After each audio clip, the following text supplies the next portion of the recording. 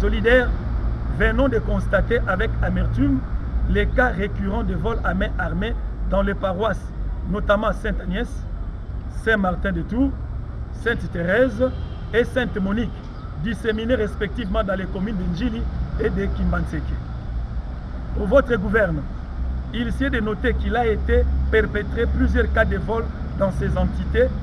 par des personnes non encore identifiées, les 23 octobre et 15 novembre 2015. Ensuite, d'autres cas s'en sont suivis à Saint-Martin-de-Tours le 25 novembre 2015, Sainte-Thérèse le 28 juin 2016, Sainte-Monique le 25 décembre 2016, puis dans le couvent de sœurs de Vedruna le 4 août 2016 et Sainte-Thérèse de l'Enfant Jésus de Kinshasa le 25 août 2016. Considérant la passivité constatée à l'égard de nos services tant de la police nationale que du parquet au vu des faits susvisés.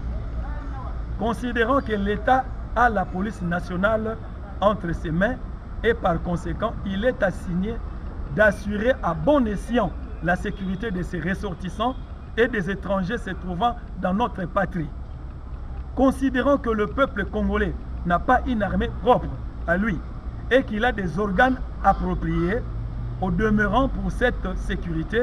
lesquels doivent être mis à contribution pour anéantir et éradiquer ce fléau.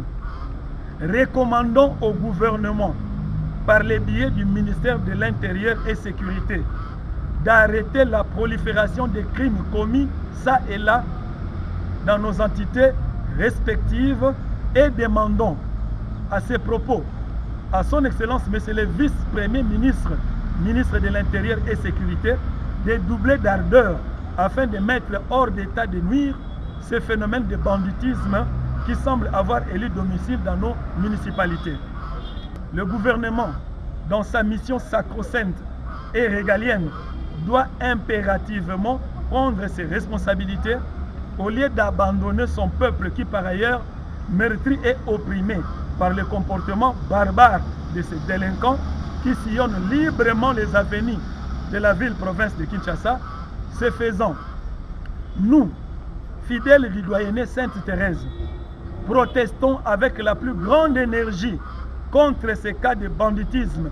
surtout à l'égard de nos prêtres qui n'ont que la seule mission de prêcher l'évangile pour l'intérêt de la communauté. Par conséquent, nous demandons que ces événements cessent et ne se répètent plus. Et il appartient à la police nationale congolaise